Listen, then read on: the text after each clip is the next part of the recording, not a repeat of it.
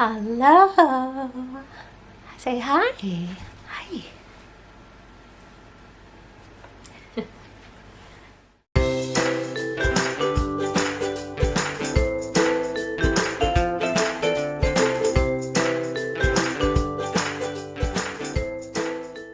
Hey everyone, welcome to the Stop Drop and Knit podcast, episode 75.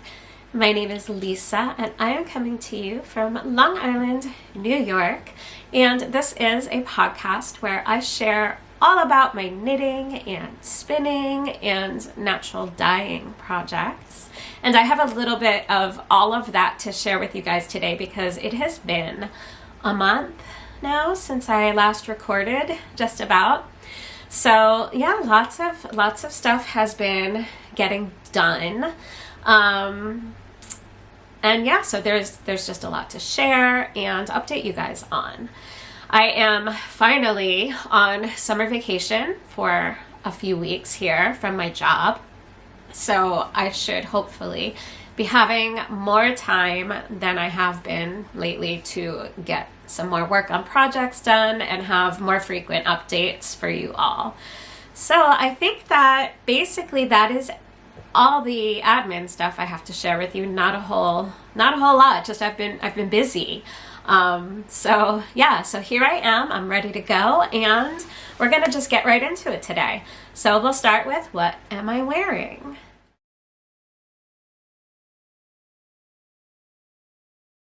So I actually am wearing a knitted garment today. Today I have on this cute little bralette underneath this shirt. I have been so excited to put this outfit together, and the weather right now is amazing.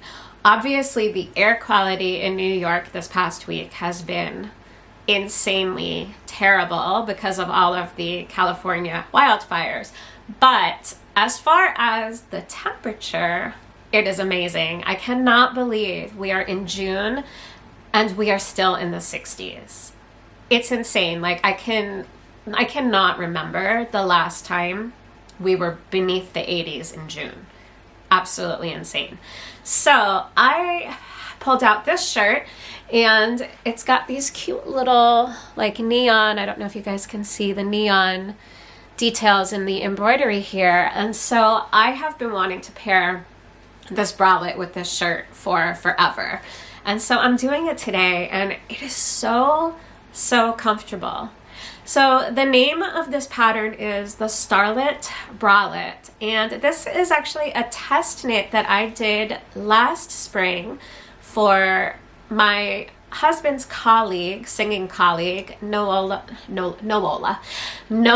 Louise Day, aka Nola Richardson.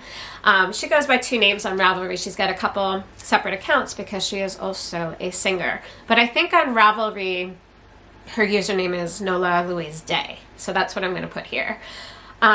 So she's a relatively new knitwear designer, and I have test knit a couple of things for her, a hat and this bralette. And so the patterns are really well done. She had them tech edited, and she's actually got a good amount of projects on Ravelry. I think maybe like 38 have knit this little bralette now. So I will insert some pictures closer up of the pattern so that you guys can see all of the details in this wonderful textured stitch that she used. And yeah, I think that it's really cute. As far as the fit goes, I do have to wear this over a bra. I can't wear it in place of a bra. I knit it with worsted weight yarn by Sher Cat in the color Buzz Buzz, and the fit is really great. She gives lots of options from what I can remember for customizing the size by adjusting the length of the band. What do you call this? The band at the bottom of the bra band, I guess.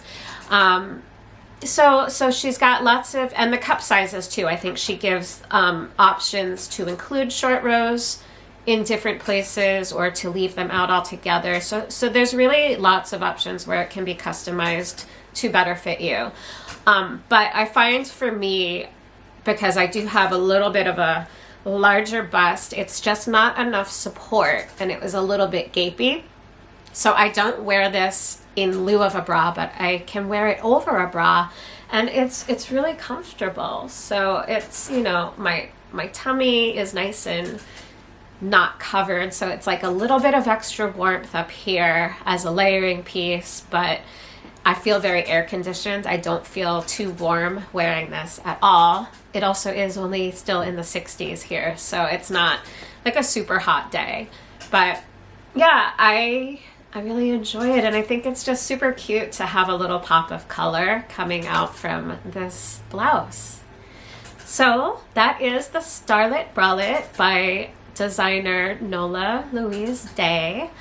And I think we can now move on to finished objects.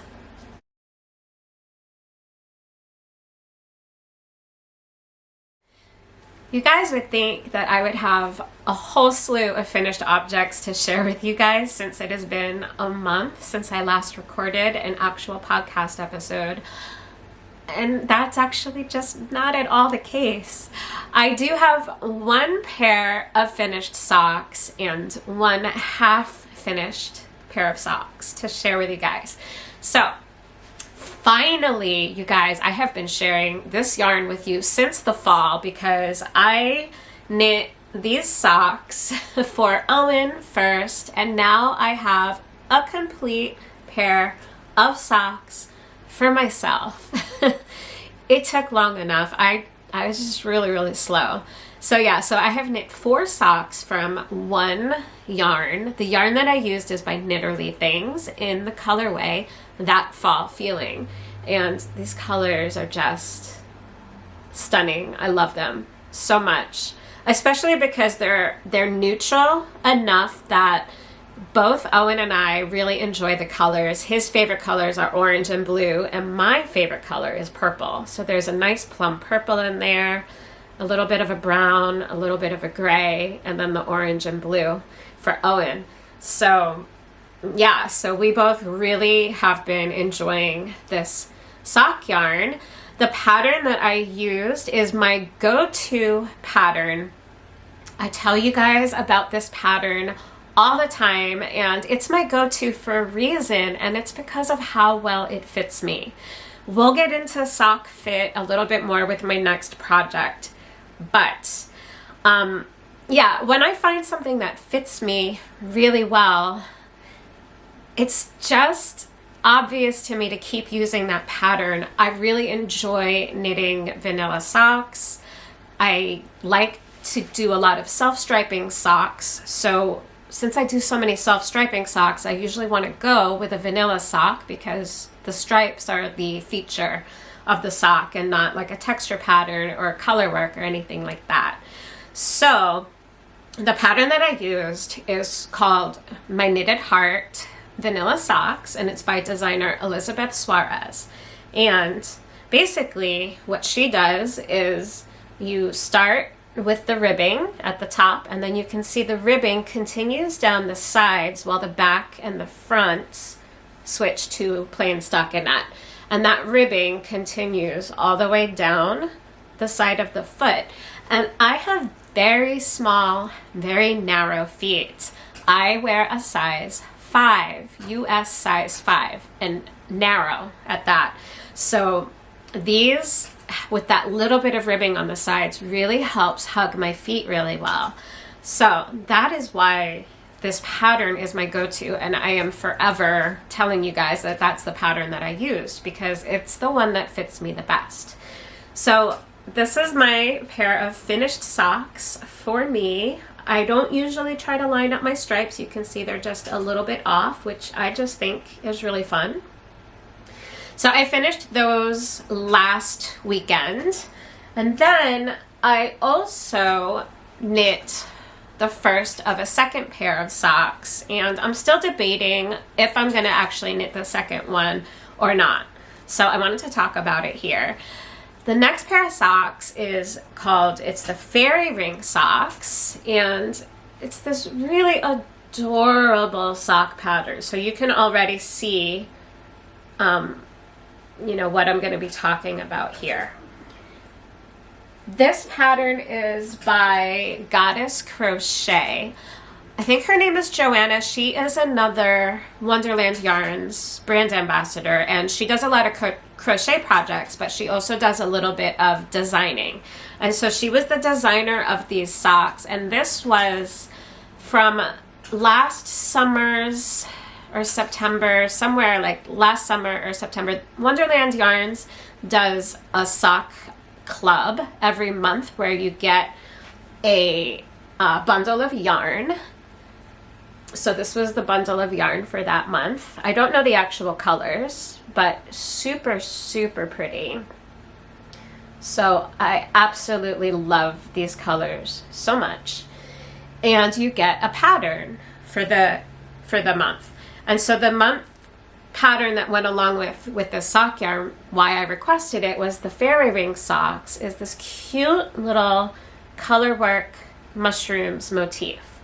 So this is the first pair of colorwork socks that I have ever knit. And excuse me, with the smoke in the air the last few days, my sinuses have been going crazy. Today we are back to quite excellent air quality, so we're finally able to open the windows again and my sinuses are clearing up. It is so great. But if my voice is a little bit lower, it's because all week long with the smoke, my sinuses have been going nuts. So anyway, I didn't do a gauge swatch because I figure for a sock, the sock, basically, by the time you get done knitting a gauge swatch, you could knit half a sock anyway, right? So what I did was I could tell that because of the number of stitches you cast on and then you decrease to eventually get to like a solid number stitch count once you get through the color work. So usually to accommodate color work, you usually have to go up a needle size so that the stitches don't pull in too tightly. So I think that the recommended stitch needle size, for these socks, I think was a US 2. And so right from the start, I'm like a US 1 maybe for the ribbing. And then to go up to a 2, I think, for the color work, and then go back down to a 1 and knit the rest of the sock. I knew based on the stitch count for the color work pattern that it was already going to be really big on me. So I thought that, well, if I just go down to a 0 for the needle size, hopefully that will be enough to make it, to tighten up that gauge a little bit, to just make the whole circumference smaller. And yeah, I mean, it did that, but it's still very baggy on my foot. I also, the recommended stitch count, I think, for the small size was 64 stitches across, and I knit my socks at a 56 stitch count. So taking all of that in mind and the extra stitches, then there were even more than 64 stitches for the color work part. I think it was like an 80 stitch cast on, which is really different from the 56 stitch count that I typically knit for myself. So I was like, all right, I don't know how this is going to work out. Let's just go down a couple needle sizes. The smallest needle size I have is a 0. So that was what I went with, and kind of go from there. So by the time we got to the foot, I just decreased all the way down through the gusset past the 64 stitch count, and I got myself to the 56 stitch count for the foot. So the foot part fits me really, really great. But the whole rest of the sock is quite baggy on my leg, and you can see that there is shaping. So there's like you cast on whatever number for the ribbing, and then you switched needle sizes and then knit the color work section. And then you basically decreased every, you know, to like do a little bit. It kind of looks like calf shaping, but I don't really have very shapely legs. My legs are pretty straight. So I don't need all of this shaping here. So if I were to knit the second sock, I'm just not sure. It's like, I can wear them. If I wore them like over leggings or something, then it would reduce the amount of bagginess that I'm having in this section. Because I made sure the foot part was fitting me fine, then like I could wear them, but I feel like if I knit the second sock, they're not going to be my go-to socks because of how baggy, like, and slouchy. Like this shouldn't be a slouchy sock. That's not meant for what the style is here. It's supposed to be pretty fitted. So I'm just not sure how much I would wear them. So I'm kind of debating, well, do I do some math and take out some of the mushrooms in the colorwork pattern to make the motif itself closer to the 60 stitches that normally I would use for a size small sock for me. I'm closer to like a 60 stitch, 56, 60, 64 stitch circumference. So maybe like I could do some math and just take out some of the chart repeats. Maybe like that last chart repeat, I think it repeats 5 times. So maybe if I did just 4 chart repeats, that would be closer to the number of stitches that would fit me better. Or do I just like take this yarn and just start again and knit a fresh pattern? Like, I'm just not really sure. I'm glad that I knit this sock. I would like to knit more colorwork socks in the future, but it has me nervous because I know that I have really small and really narrow feet, and I don't know. I really enjoy knitting socks. It's my relaxing project. I really don't want to gauge swatch for a sock because it's, you know, it's kind of like doing a hat. Like it's such a small project that I'd rather just kind of knit the project, figure out what needs to be changed, and just either do it again or, you know, or not. So kind of that's where I am. I love the yarn. I love the idea of the pattern. I don't love the fit of the pattern on my feet. So, I love the yarn with these colors together. So I will make socks from this yarn, whether I make adjustments to this pattern so it would hopefully fit me better. I'm not sure if I feel like going that route or if I just want to cast on a fresh pattern and just try something new. So that is my half finished object. So yeah, these cute little mushrooms. I really wanted the mushroom socks because of all the mushroom foraging that I do for my natural dyeing. I do a lot of natural dyeing with mushrooms. So I was like, I have to have these socks. They're so perfect for me. But they don't fit me perfectly. So that was kind of a bummer. Okay, so that's everything I have that is in the realm of finished. And I have a couple of knitting whips to share with you guys. So let's move on to those.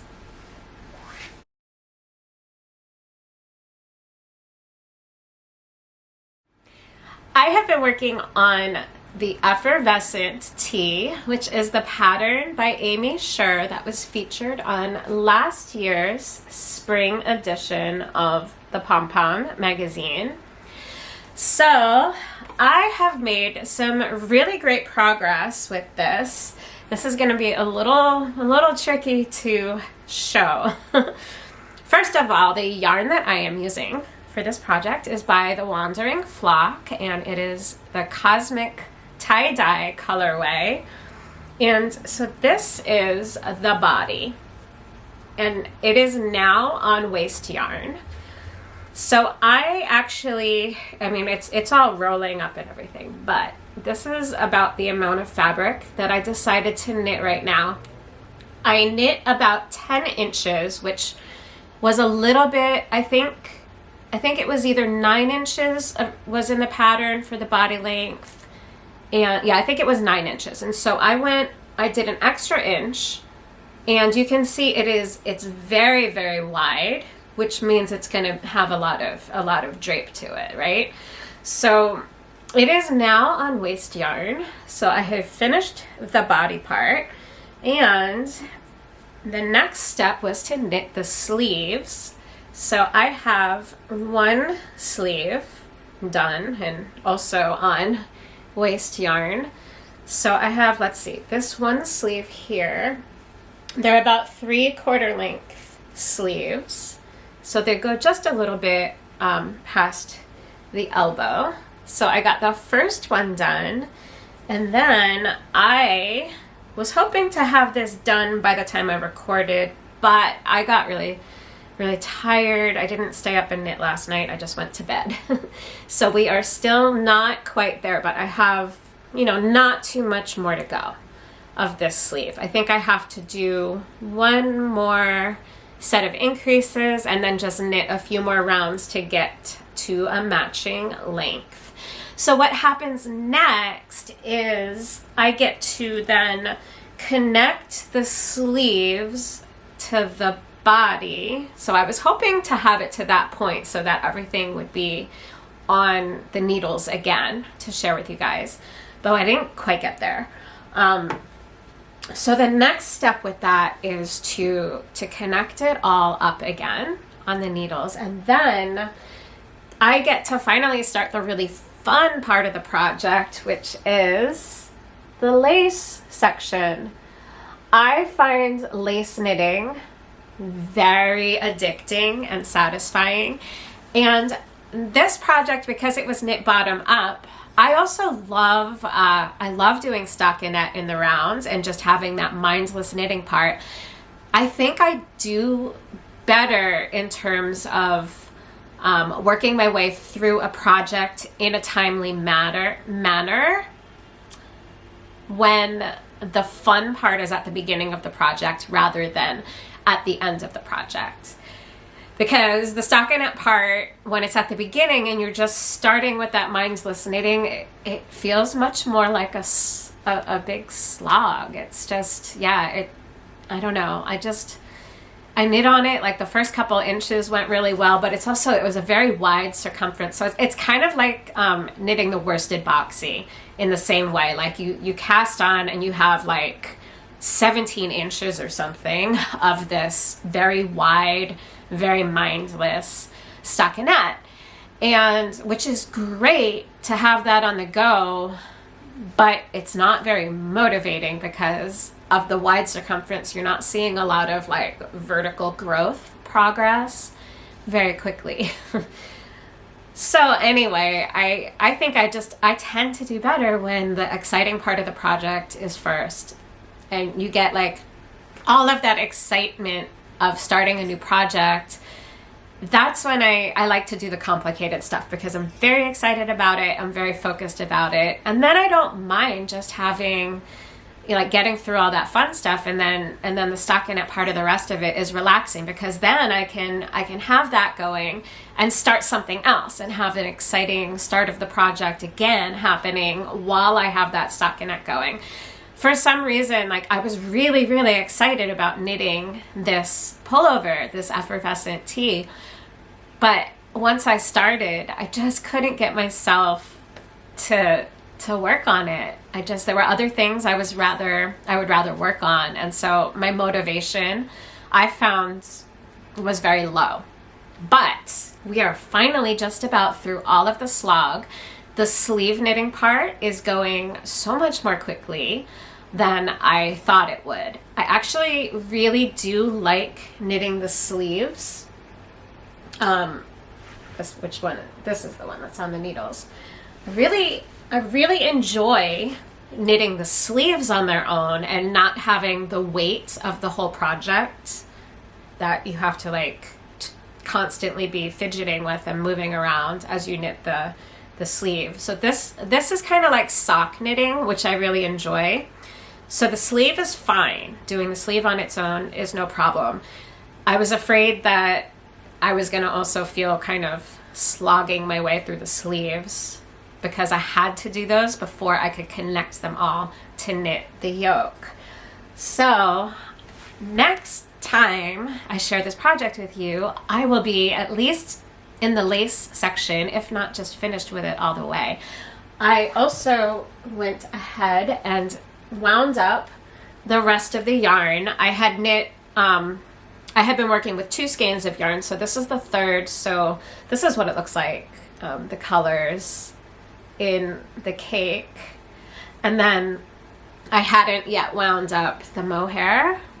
So this is what the mohair looks like. And so I'm going to put these side to side because it's the same exact colorway. And I think it's just really fun to see the same colorway and how it dyes up on the different bases. So yeah, so those are those colorways. The Cosmic Tie-Dye colorway by the Wandering Flock. So yeah, next time I share that with you guys, it will be so much more exciting, because if it's not done already, which I wouldn't be surprised if it gets done, because lace knitting is very addicting. Yeah, so we'll see. We'll see if I'm in the middle of the lace still, or if it's a finished object next time. And then, so that's really all of the knitting I've been working on, except that I did just start a brand new project. So we're going to move to casting on.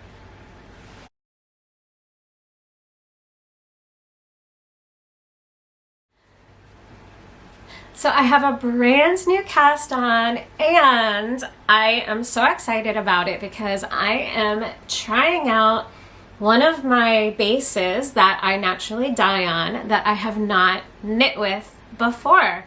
So this is my singles base, and these are the colors that I chose for this project.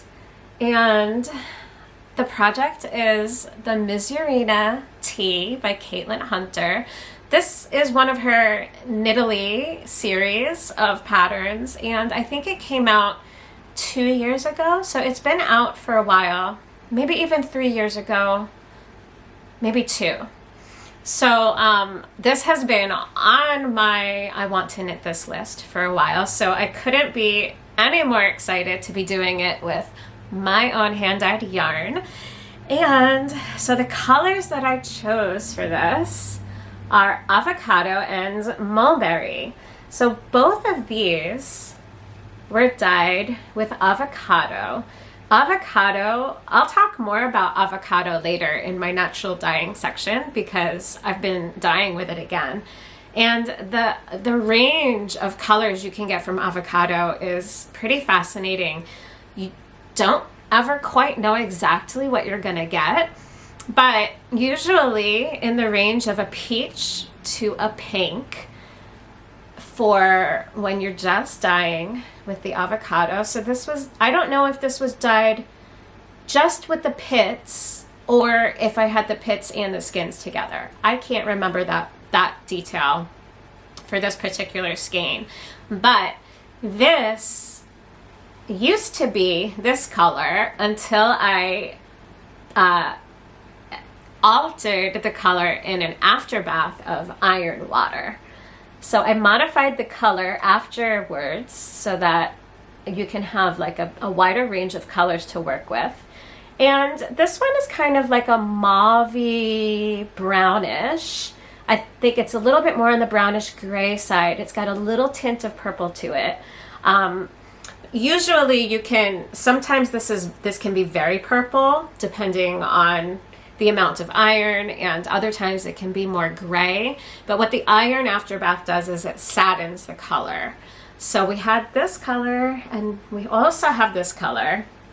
And then this wonderfully bright shade was dyed with mulberry leaves from a mulberry tree that we had at the backyard of my last house, my parents' old house. So I just thought that these would look absolutely stunning together. So the Misurina tea pattern, Caitlin Hunter wrote it was a 2-color version. I'll insert a picture so you guys can see Caitlin's original sample. So it's in just 2 colors, and the whole flower and leaf motif is in a contrast color. And so many people have been really creative, whether they use like a self color changing yarn for the flowers, or some people actually like do a lot of different color choices for the flower motif and put different colors in different parts of the flowers. And so I decided to make it a 3-color design rather than a 2-color design, so that I could use the pink for the flower part and the green for the leafy bits of the floral design. So I'm really excited to see how that's going to come out and work up. And I am up to the color work part now. So I just cast this on a few days ago. So right now I have the collar, and there's like a little bit of lace in here as well. And so I did, you can see I did short rows already. So this is the avocado yarn, this is the main color I'm using, and then the other two are going into the color work section, which is the very next row I get to do. So I'm very excited about that. I will be diving into that this weekend. I imagine that this is going to be a very quick knit, because it's not plain stockinette once you get through the color work pattern. You get a choice of whether to do what she calls the dotted pattern, or there's an eyelet pattern. And so I'm doing not the eyelet version, but I'm doing, as you see in the picture that she showed. I can pop up another picture of the eyelet version for you guys to see there. But basically I'm doing the dotted version. And so it keeps you really engaged with the pattern. I think it's got like a little bit of lace with yarn overs and stuff, but it's not complicated lace. It's just a stitch repeat pattern. And it's also kind of a cropped design, and it's got short sleeves. So I imagine that this one is going to knit up fairly quickly. So I should have this one done within the next month for sure. I can't imagine that, provided I work on it, that it would take any longer than that. So I can't wait to see how the colors work up together. I'll be sharing that next episode, so stay tuned to see how that sweater develops. I think that is all the knitting I have to share for you, and I have been doing so much spinning. So I've got a bunch of spinning to share with you guys, and then I'm also going to share all the natural dyeing that I have been doing the past couple of months, past like 6 weeks or so. I've been doing quite a bit of natural dyeing. So that's going to be the rest of today's podcast. It's going to be spinning up next, followed by natural dyeing.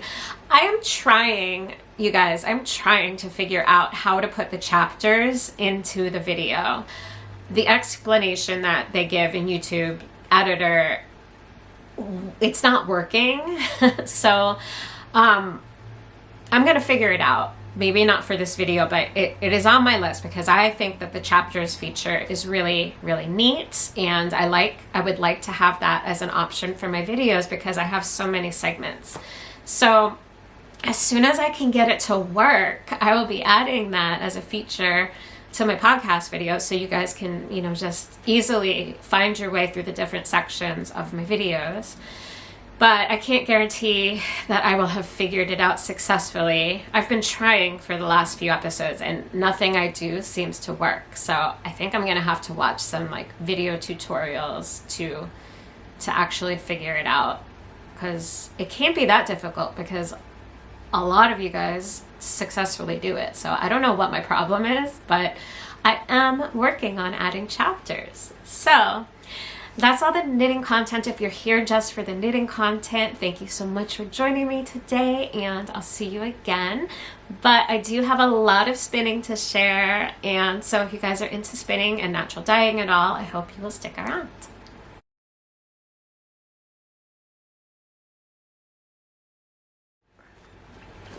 So this first spinning project, some of you might have seen already. I did recently release a video that is a spin with me, and I just wanted to let you know, if you haven't seen the video, that it exists, it's out there.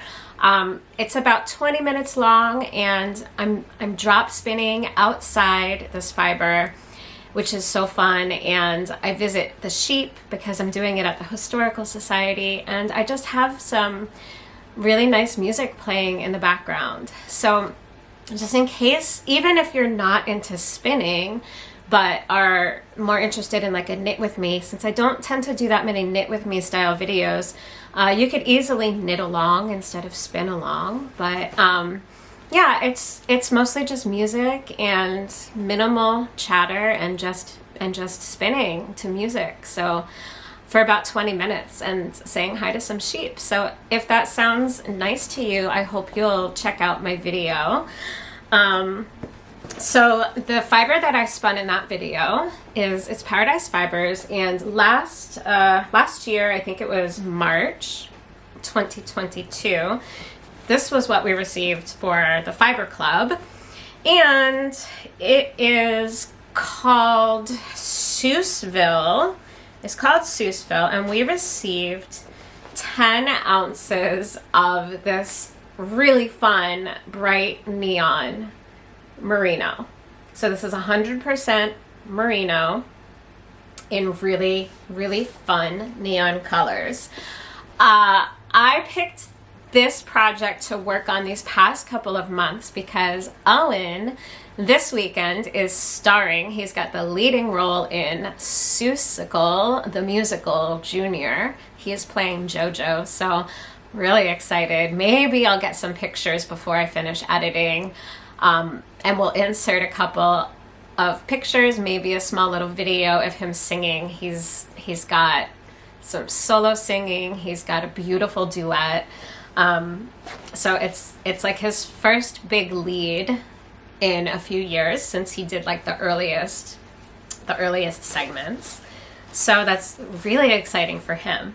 So last month I shared with you the update, the progress I had made. I had some singles spun and I had just started plying it together.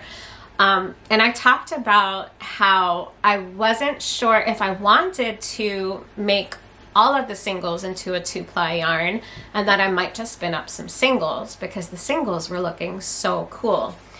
Well, I finished plying my 2-ply yarn and I'm addicted to it. I am obsessed with this. I love this so much that I'm definitely making it into a 2-ply yarn.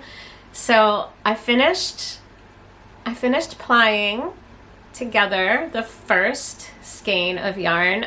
I would estimate this is probably about 120 yards based on the numbers my Nitty Nutty gave me. But it's so bright and fun and colorful.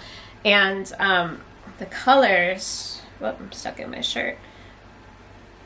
The colors are not at all muddy, which is what I was a little bit concerned about. Because I spun this just without any kind of plan. I'm just pulling fiber. I didn't separate any of it out first. I'm just kind of doing whatever. So this is, let me stand up. This is the yarn, the 2-ply. Let's see, how can I do this? Here we go. This is kind of what it is looking like on its own. So it's not completely finished. I still have to wet finish it. So yeah, so I will do like a final yardage count after I have wet finished it, but I love this so much.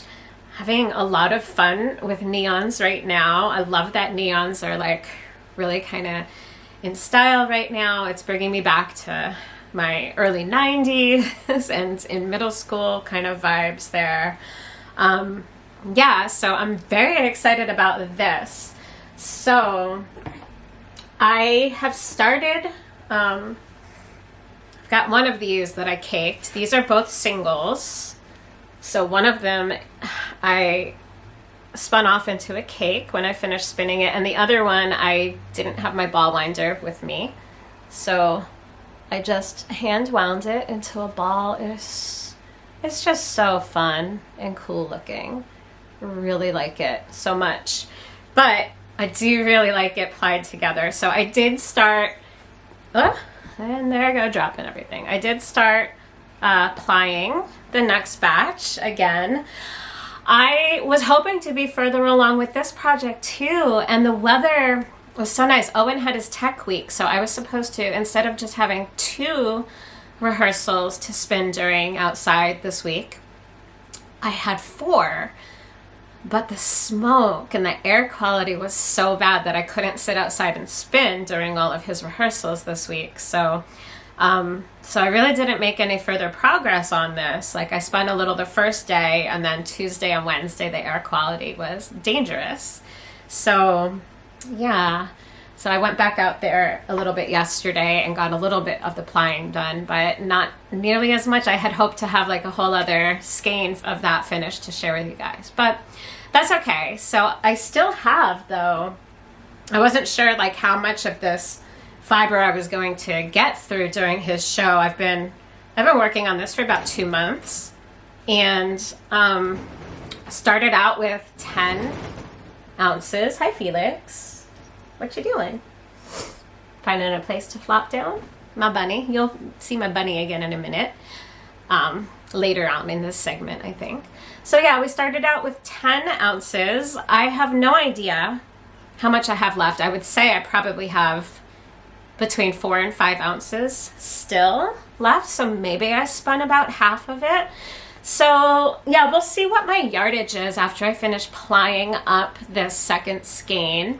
I was hoping to at least have enough to make like a hat and mittens set, because I thought that would be some really fun, a really fun way to use this particular yarn. And then I might try spinning the rest of this up in a more organized way. I was thinking it might be fun to see if I can spin like a self-striping yarn. I haven't ever really tried to do anything with a specific project in mind, but I thought that might be kind of fun because I do still have so much of this left. For me, this would easily make another pair of socks. So we'll see, because that would teach me like a few new techniques, and I haven't really dove headfirst into spinning anything specific, like with using a specific spinning technique yet. I just kind of spin whatever I feel like, and I always make a 2-ply yarn. So if I were to maybe turn this into a self-striping yarn, that would force me to make it into a 3-ply, which would be something I've not done before, which, because you want, I think, at least a 3-ply for socks, right? Yeah, so that's kind of, I'm thinking maybe it might be fun to use the rest of this for a different project. We'll see. No promises yet. So that's the first spinning project to share.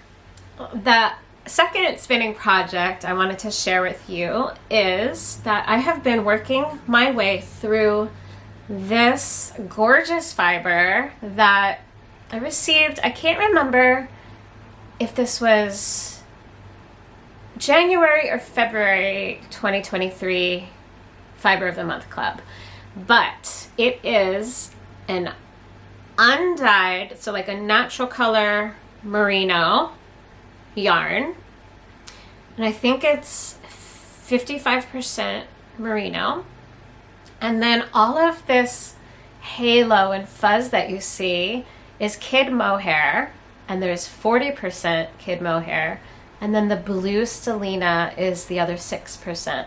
And this is just so fun and gorgeous, so pretty. I think this is maybe the one that was based on the girl with the pearl earring, I think. I can't remember. I don't have the card with me. So what I did with this fiber was, I don't know, we had like maybe 6 ounces of it. I think that this was closer to 6 ounces. It was a really good amount of fiber. And so I split the 6 ounces 4 ways into what I call bumps, which, you know, is just kind of like more like a glob. And then, so this is what I have left. I have spun 3 and now I'm on the 4th one. So, you know, I've started spinning this one. So this is what it looks like on the spindle here.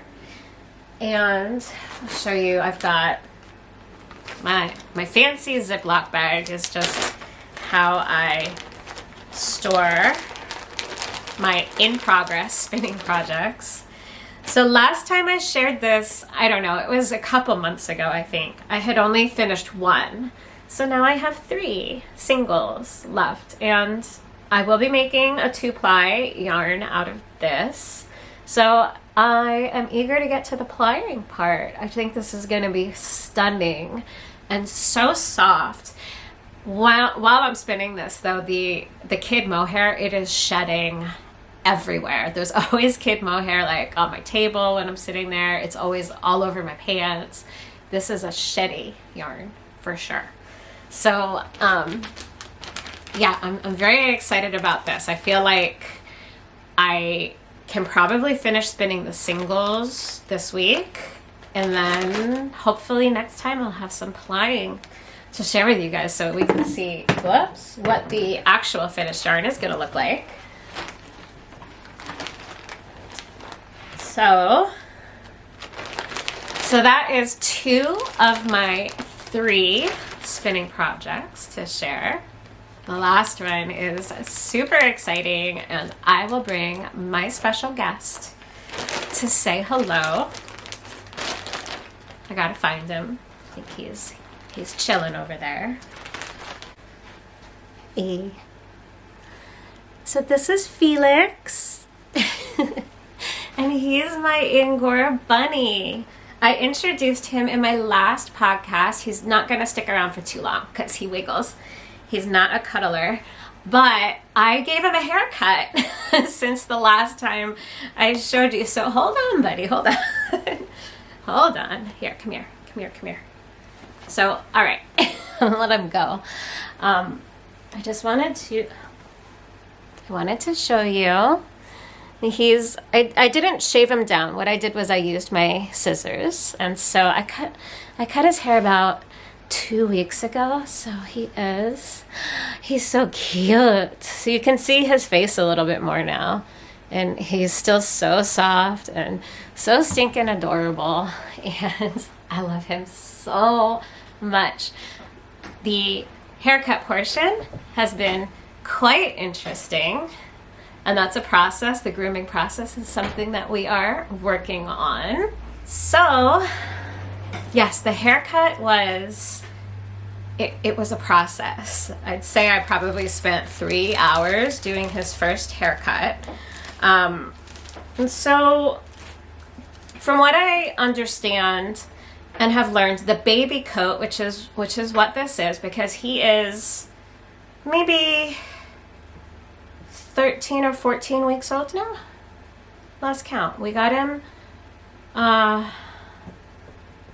bunny, when did we get you? We got you end of April when he was 8 weeks. And so it is now, he's probably 14 weeks old now, because now it is June. We got him April 23rd, and now it is June 9th. So I think 14 weeks. Something like that. So this was his first ever haircut. So from what I have read, the baby coat is quite, like, it's just thin. And like the first really good coat, like the next time I give him a haircut, will be the optimal spinning fiber, spinning quality fiber. So I'm going to show you if I can do this a little bit without it going everywhere. This is, I used these shears, which are Fiskars. They're actually seam rippers, but this is what Renee from Tailspin Farm recommended. And I just have this little poodle grooming brush that I use to comb him in between, you know. And most of the time I comb him, but when I cut his wool, it was with the shears. And so I said it was a process. We took a lot of breaks. It was his first haircut, my first time giving a bunny haircut. So yeah, I think considering it was my very first time, I did pretty well. I was pretty impressed with myself. But I have all of this fluff. I mean, it feels like nothing. It almost feels like I am touching just really soft air. You cannot feel this at all. It is amazing. So this is, it's not, you know, he was due for a haircut because, you know, the weather's getting warm. Angora is a very, very warm fiber, and you want the bunny to be comfortable. So I went ahead and gave him his haircut, especially knowing that this first one is not going to be the best, but I still wanted to try spinning with it. And it is difficult, especially the fibers are so short. The fibers are so short. You know, I was a little bit afraid of going too close to his skin and cutting him. I'm trying to find like a good example. It's all kind of mixed together. I didn't separate anything. But basically this is pretty much the length, the staple length that I am working with. So it's maybe 2 inches, and ideally you want between 3 and 4 inches. So next time it will be so much better. I have a bunch of his wool, but I have started spinning with it. I am managing to make a yarn with that, and it is so soft, and it is so satisfying to spin something out of my little baby bunny rabbit, you guys. It is so satisfying. It is so soft. So because there's so many, like, I didn't have a lot of second cuts in there, but it's just shorter length. You know, it's gonna be a little nubby. I am, for Angora, especially with the shorter length, let's see if I can get it to focus at all on what the yarn looks like. So you'll see there's a lot of little nubby parts, and I'm fine with that. Like, I am just trying to get myself used to spinning with his fur, and I just think it's fun to have baby Felix yarn. But in order to get it to hold together into a yarn, you have to put a lot of spin into it. So I think there might be like a more technical term, but basically a lot of twist. So there's so much twist in this, and when you ply it together, then it will get a little bit more of the fluff, the fuzz factor. I wonder if I can get this to ply back on itself a little bit to kind of look. I don't know how good it's gonna be, but this is just what it's looking like plying back on itself. I mean, it's not gonna be the most amazing yarn. It's my first time, and it's not the ideal length, or I guess the adult fiber is a little thicker too. I don't know. But I am thrilled. I'm so excited. So I'm going to get back to that. I also have gone ahead. I have not unboxed them yet because I'm still trying to finish up some really boring admin work. Oh, I've got to assess my program, and there's all this data and charts and stuff, and I'm finally almost through it, but I am not allowing myself to open these packages until I finish it. But I'm close now. Like by Monday, I think I will be finally finished with that. And opening these packages is going to be my reward. I ordered from Paradise Fibers, I ordered hand carders, and I ordered a blending board. I'm so excited, but I knew that if I started playing with it, I would get distracted from my job work that I must get done.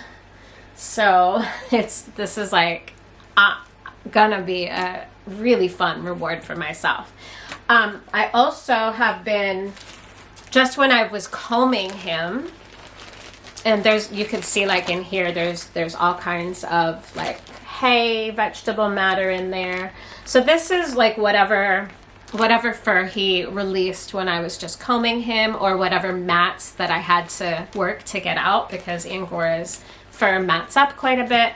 And so it's amazing to me because it's still my very first Felix Angora wool, but it's definitely not as ideal for spinning as what I have here in this basket is what I actually cut off. So this has much more vegetable matter in it and some mats in there and everything. So I just thought I would kind of get used to my hand carders and see what I could card out, and then maybe do a little bit of blending with it on the blending board. They give you some nice colorful samples of merino when you purchase the blending board. So I just thought it might be fun to kind of try to blend some of Felix's wool that I can't really use for spinning into something to make more of like a fun blended art textured yarn. I don't know. I'm just gonna play, and I'm gonna have fun, and I'm gonna use his fiber somehow. I'm just gonna have fun. So I'm really excited about all of that. So by the next podcast, I will have opened and played with both of those tools. So I'm very excited about that. Okay, so I am ready to talk about natural dyeing now. So let's move on into natural dyeing.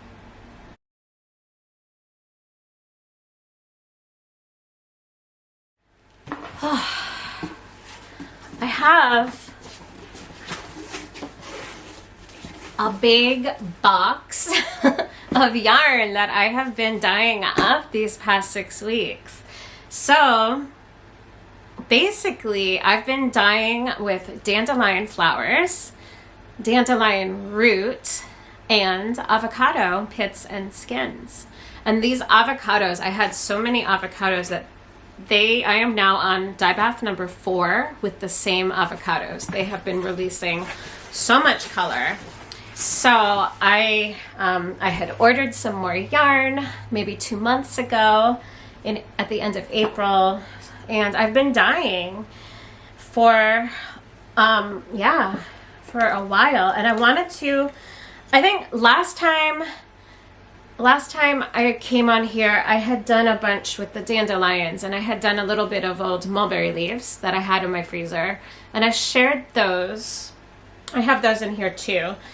And I don't think I had finished the dandelion root yet, but I wanted to show all this avocado because of all of the different colors and depths of color that I got. You're gonna see in a second here how different that one is, right? So, oh my goodness. Avocado is fascinating. Okay.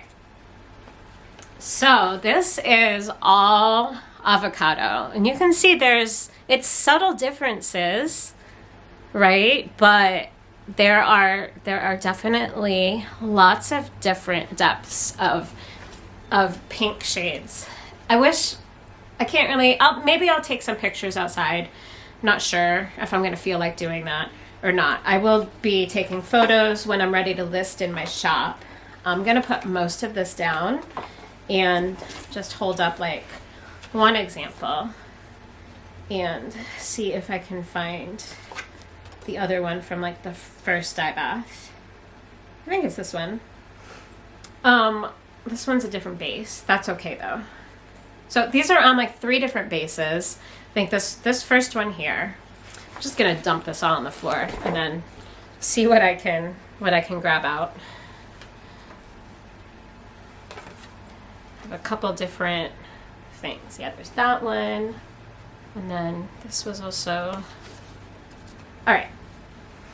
So the very first. Oh wait, I have another this one too, 2 bases. All right. So the very, very first dye bath of avocado that I did gave me this gorgeous peach coral color. So this is 2 different bases. The top is my luxury base, which is a blend of merino, baby alpaca, and silk. It's so soft. And then the bottom is my recycled wool tencel base. So it's half tencel and half recycled wool. And so I got this beautiful, nice saturated coral color. So for these dye baths, I used both the pits and the skins together to create my dye bath. You can do just the avocado skins. You can do just the avocado pits. The pits have a lot more of the pink pigment, and the skins make it a little bit more coral, peachy-ish. So this is what I got. And then this was the exhaust bath from this initial dye bath. So the top is actually, this one is my singles, which is what I'm using in my Misurina tea. So also a different base. But the bottom, these 2 base, this is both on the same exact base. So this is the wool tencel blend. And I just think that those are really gorgeous. So that was dye bath number 1. And then dye bath number 2, yeah, this is dye bath 2. I think I just did on my singles base, and yeah, I got like 4 skeins, and this, I just used the same exact, I was like, these avocados are gonna give me even more depth of color, because most of the pits hadn't actually opened up yet. They had opened enough to release a little bit of color, but not like fully fallen apart, opened up. So I knew that there was still a lot more color in there. And it's not nearly as deep the second time with the same avocados, but you can see how much more pink. It's a much more of like a baby pink than these that I just showed you are definitely more coral. And so my feeling is that these received a lot of the pigment from the skins. And even though the skins are still in that dye bath, this dye bath, I don't think that they had much color left in them, and that the color from these is mostly from the pits that are continuing to open. So this is the depth of color I got out of the first go in dye bath number 2. And then I want to find the exhaust bath from that, if I can. Let's see. I should have separated this out before, but you know, 2 exhaust. All right. All right, here we go. I've got it now. So I had, I had 4 skeins that went into the very first of dye bath 2. So I've got 4 of those, and this is all on my singles base. And then I still had a few, oh, and the difference also with the first, with the peachy color, I had mordanted that yarn, and then none of this yarn I did any kind of alum mordant to or anything. Avocado has a whole bunch of natural tannins in it, so you don't have to use it with a mordant. And so once I used all my yarn that I had mordanted, I went ahead and just grabbed some more yarn because I knew I didn't need to mordant it in order to stick it in these dye baths. So this is now the wool tencel base, which is the exhaust of dye bath number 2. So that's what those look like. And then just for reference, the other 2 on this tencel base, so the darker 2 are from dye bath number 1, and then the lighter one here is dye bath 3. So that's what those are. Okay, and then I've got one more round of avocado to show you guys. So I don't think I've ever boiled the avocados more than twice, but I had so many in there, and still I noticed that not all of the pits had finished opening up completely. So I said, I'm gonna have another go at this. And I'm glad I did, because again, on my singles base, I got this beautiful light pink color. Again, really similar to Dye Bath 2. So this is Dye Bath 2. And then next to it is Dye Bath 3. So I feel like even the pits probably opened up even a little bit more for Dye Bath 3, because Dye Bath 3 almost seems a little bit more saturated. And then, so this is all on my singles base now. I have 2 skeins from the exhaust bath of Dye Bath 3, which is, it still has a tint of pink to it, but it is much more subtle. And I actually have 2 more skeins in the first of Dye Bath 4, because I thought I could still get one more round of color out of those avocados. So we're gonna see then next time what Dye Bath 4 looks like. And then I just have a couple more things. I wanted to get the dandelion roots out. That's not that one. I think they might be down here. So I was doing an experiment, here we go, with a dandelion root, because people say that back in the day in Scotland, they used dandelion root to obtain the beautiful magenta red color that they used to make the red part of the tartans. And people have been trying to dye red from dandelion root, and nobody's basically been successful. So I was like, all right, well, let's see what happens. And so, of course, I did not get red. I got this, which really doesn't seem so exciting. It's like a brownish yellow. But, you guys, I'll take the things that are on the same bases. So this is the wool tencel base. Let me take a couple of these that are on the same base.